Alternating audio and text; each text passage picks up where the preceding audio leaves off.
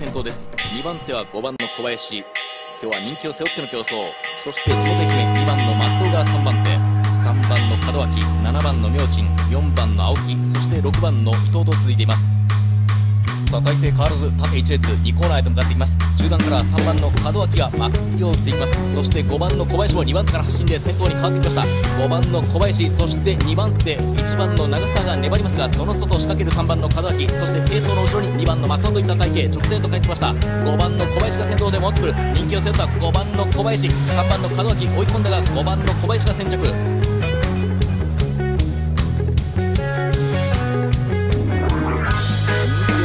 7番の小林はこれで4番手となります。さあ金が入って3コーナーのカーブ、誘導はすでに待機。4番の宮城が一度先頭に変わりまして、5番の山路が現在は2番手を追走。そしてやや車間を当てて3番手、6番の宮城、その後ろに7番の小林、1番の山口は5番手、後方に2番の飯田、そして3番の松井となりました。最終周回2コーナーへ向かうところ、全体的にペースが上がってきます。3番手から6番の宮安がまくっていく。そして7番の小林がさらにその上をまくっていく。1番の山口が乗りまして、7番の小林が先頭、1番の山口が2番手に浮上しますが、6番の宮安内側でこらえる。その後ろに2番の飯田となりまして、直線コース2番手以降後続を突き放して、7番の小林優香堂々の押し切り。1番の山口が2着、2番の飯田が3着での通過。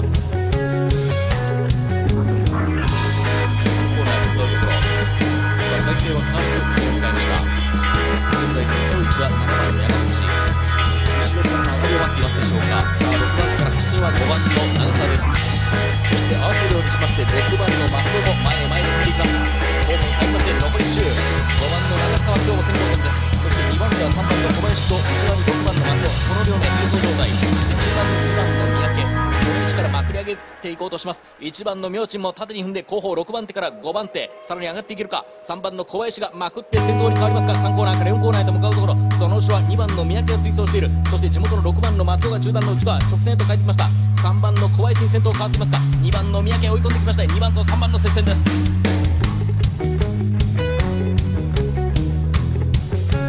小林は4番手、6番の門脇がその後ろ、7番の飯田、そして3番の伊藤と続いています。鐘が鳴って誘導待機、まだ全体的にスローペース。1番の宮安がこのまま逃げることになっていくのか、それとも後続からの仕掛けがあるか。さあ2番の山路が先頭に変わってきました。そして4番の小林も前に踏んでいきます。最終周回1コーナーから2コーナー、4番の小林が先頭に立ちました。2番の山路がなんとか食らいついて3番手に1番の宮安、その外6番の田中といった体勢。3番手以降はややもつれる。3コーナーのカーブへと入ってきます。4番の小林が先頭、そして2番手は2番の山路、1番の宮安がこの3番手を取り切りました。4番手追走が5番の青木で直線へと帰ってくる。4番の小林が先頭、4番の小林そのまま振り切って4番2番1番です。体勢は変わらず。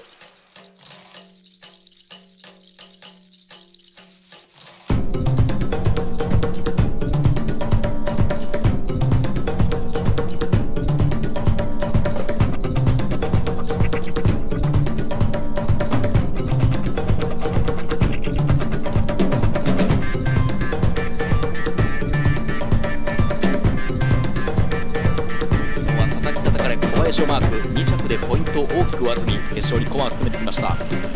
さあ残り2周切って1コーナーから1センターへと向かうところ、現在は先頭誘導員を追っていますのは5番の宮安、そして2番手4番の小林、3番の松尾は3番手、1番の小林は4番手、どっしりと構えています。2番の門脇、7番の三宅、そして6番の山路。